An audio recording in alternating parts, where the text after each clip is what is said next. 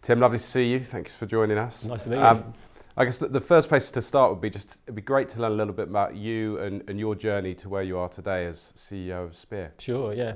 I never imagined that I would end up being a CEO of a homelessness charity. That wasn't the idea at the beginning. So I actually did a natural science degree at Cambridge and thought I was going to become a scientist. But I think the change for me was, you know, that thing when you go to university and you begin to answer big questions about life, the universe and everything. So when I thought about it, I decided actually, no, I don't really want a career in science. I want to do something that at the time I found was much more socially useful. So hard to sometimes work out what that is. So I think I left not knowing what I wanted to do. And the first ever job I had was as a volunteer working in a homelessness project. It was what's called a crypt. It was a sort of homelessness project underneath the Catholic Cathedral in Liverpool, working with what were called street drinkers. These were 50-year-old guys who'd been on the streets for years, all drinking surgical spirit mixed with water. They were pretty hardcore homeless people. Never done that before.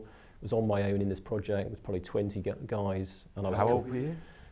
21, 22. Wow. So left on my own, cooking breakfast for them, doing everything for them. It's a real eye-opener. So but what was interesting about it was there was something about that sort of hooked me, thinking this is interesting actually. This is an interesting proposition. I like this.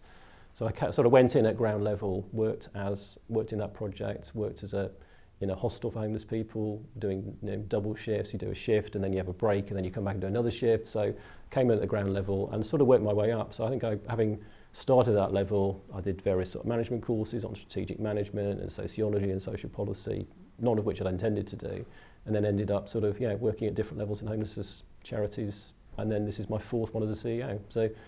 Yeah, it wasn't by design, but it's hooked me in and it kept me there for quite a long time.